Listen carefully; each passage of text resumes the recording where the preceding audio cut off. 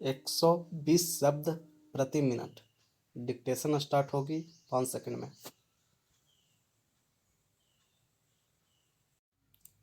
Oxygen की किल्लत से कोरोना मरीजों के दम तोड़ने का सिलसिला कायम रहना अव्यवस्था के अराजकता की हद तक पहुंचने की कहानी कह रहा है। यह शर्मनाक है कि 10-12 दिन बीत जाने के बाद भी ऑक्सीजन की किल्लत खत्म होने का नाम नहीं ले रही है। गत दिवस कर्नाटक के एक अस्पताल में ऑक्सीजन के अभाव में 25 मरीजों ने दम तोड़ दिया।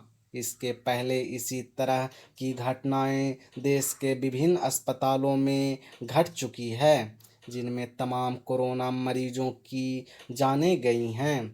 इनमें देश की राजधानी दिल्ली के भी अस्पताल हैं। जिन कोरोना मरीजों को घर पर ऑक्सीजन नहीं मिली और उनकी मौत हो गई, उनकी तो गिनती करना ही मुश्किल है। ऑक्सीजन संकट के मामले में यह देखना हैरान परेशान करता है कि तमाम बड़े अस्पतालों ने भी न तो ऑक्सीजन प्लांट लगा रखे हैं और न ही उसके भंडारण की कोई ठोस व्यवस्था कर रखी है। वे चंद ऑक्सीजन सिलेंडर रखते हैं जो संकट के इस दौर में जल्द ही खत्म होने लगते हैं।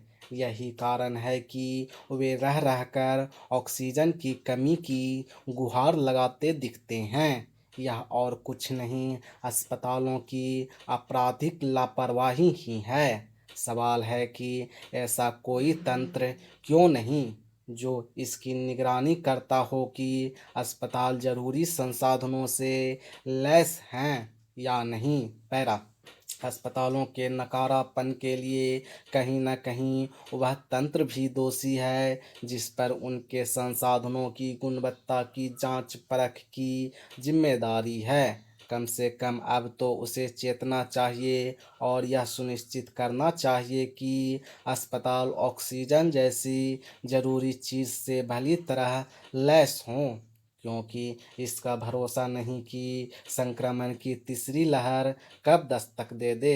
ऑक्सीजन की किल्लत के पीछे केंद्र और राज्य सरकारों तथा उनके प्रशासन के बीच तालमेल का अभाव भी दिख रहा है। भले ही पिछले कई दिनों से ऑक्सीजन की तंगी दूर करने के लिए तमाम उपाय किए जा रहे हों, लेकिन यह समझना कठिन है कि रेलवे की ओर से ऑक्सीजन एक्सप्रेस चलाने, उद्योगों में इस्तेमाल होने वाली ऑक्सीजन का उपयोग रोकने, नए ऑक्सीजन प्लांट लगाने, ऑक्सीजन कंटेनरों से लेकर सिलेंडरों तक की उपलब्धता बढ़ाने की खबरों के बीच जमीन पर हालात जस के तस क्यों नज़र आ रहे हैं। इसकी तो यही वजह नज़र आती है कि ऑक्सीजन की आपूर्ति और वितरण का कोई सुव्यवस्थित तंत्र नहीं विकसित किया जा सका है। निस्संदेह यह भी एक नाकामी ही है।